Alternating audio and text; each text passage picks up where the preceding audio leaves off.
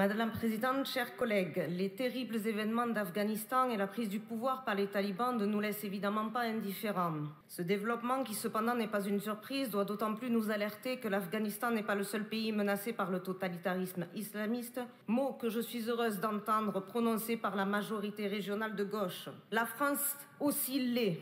En France aussi, la liberté culturelle, politique, sexuelle, la liberté tout court en fait, est menacée par le totalitarisme islamiste dont les partisans infiltrés propagent la haine de la France. Je forme le vœu que cette lucidité envers ces ennemis lointains que sont les talibans vous ouvre les yeux sur les ennemis tout proches que sont ceux qui, sous couvert d'un faux humanisme, veulent imposer à la France des codes, des mœurs et des obligations qui ne sont pas les siennes. Rappelons à cet effet que la population afghane est très largement favorable à la loi islamique dite charia, qui est contraire à nos principes républicains, à la laïcité de l'État et à l'identité du peuple français. Vous comprendrez dès lors que nous ne partageons pas votre volonté d'amplification de la politique d'accueil des populations afghanes. En la matière, le seul devoir d'accueil qu'a la France est vis-à-vis des personnels ayant servi l'armée française. Je vous rappelle que lorsque nous avons réclamé l'accueil des interprètes afghans de l'armée française lors de l'assemblée plénière de novembre 2018, vous vous êtes opposé à ce vœu. Le risque sécuritaire lié à l'infiltration terroriste, 1000 fois démontré ces dernières années, et la saturation migratoire de notre pays et de notre région nous conduisent à cette position. Par ailleurs, nous avons une vision fondamentalement différente de la vôtre concernant les réfugiés.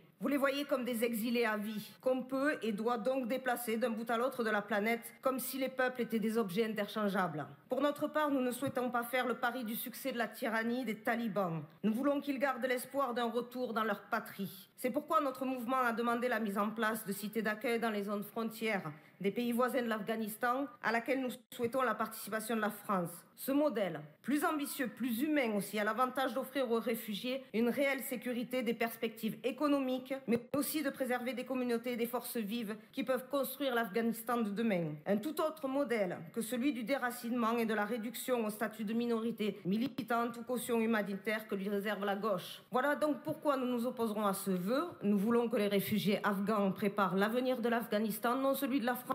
Nous voulons qu'ils le fassent selon leurs propres termes, sans les ingérences étrangères ou instrumentalisation politique que vous dénoncez et proposez pourtant de renforcer. Je vous remercie.